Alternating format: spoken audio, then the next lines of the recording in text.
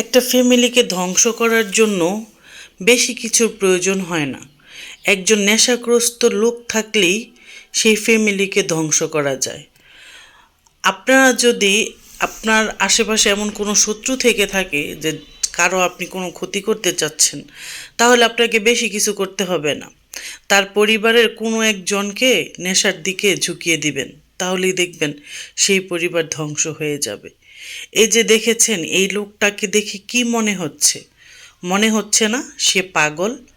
আসলেই কিন্তু সে পাগল না, সে হলো নেশাগ্রস্ত একটা লোক। তো সে নেশা করার জন্য তার পকেটে কোনো টাকা নেই। সেই টাকার জন্য সে এইখানে হলো ড্রেন নির্মাণের কাজ চলতেছে, আর ড্রেন নির্মাণের এদিকে হলো রড বের হয়েছে, রডের সাথে ছিল ইটের খোয়া, তারপর হলো বালি, সিমেন্ট। এইগুলা সে এইভাবে বাড়ি দিয়ে এইখান থেকে ইট, বালি, তারপর হলো সিমেন্ট, এগুলা আলাদা করে রডগুলা আলাদা করতেছে। সেই রডগুলা সে বিক্রি করে তারপর সে নেশা খাবে।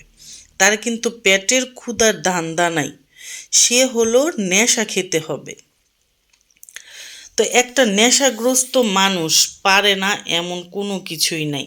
সে চাইলে সব কিছুই পারে। সে কিন্তু এইখানে সফল হচ্ছে, মানে একটা রড বের করার জন্য তার শরীরের যত শক্তি আছে সে প্রয়োগ করতেছে, আর প্রয়োগ করে সে রডগুলা কিন্তু আলাদা করে নিতেছে। এখন সে আবার অন্য রাস্তা খুলেছে, বড় ইটের মধ্যে না, বড় কোনো কিছু ভারী কিছুর মধ্যে বাড়ি দিয়ে রডগুলা দেখেন আলাদা করতেছে।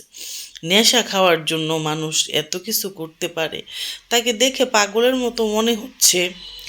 আসলেই সে পাগল না, সে হলো নেশাগ্রস্ত লোক। তার দিন দুনিয়া কোনো কিছু, খাওয়া দাওয়া, ফ্যামিলি, সংসার, কোনো দিকেই তার খেয়াল নেই।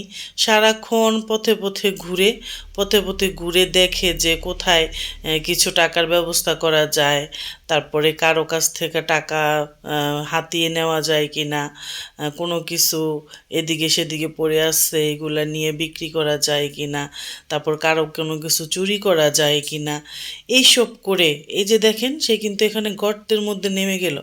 কেন গর্তের মধ্যে নেমেছে? এইখান থেকেও কিন্তু সে কোনো একটা কিছু নিবে, মানে যেটা সে বিক্রি করতে পারে। তার অবস্থাটা দেখেন, মানুষ দেখলে বলবে না পাগল? আমি তো প্রথম ভেবেছিলাম পাগল, সে তো পাগল না, পরে জানতে পারি সে নেশাগ্রস্ত লোক। একটা নেশা মানুষকে কিভাবে শেষ করে দিতে পারে। আপনার আশেপাশে যদি এমন ধরনের কেউ থেকে থাকে, আপনার আত্মীয় স্বজন বা কিছু, তাদেরকে নেশা থেকে বিরত করার চেষ্টা রাখুন, ভালো পথে আনার জন্য চেষ্টা করুন। আল্লাহ হাফিজ।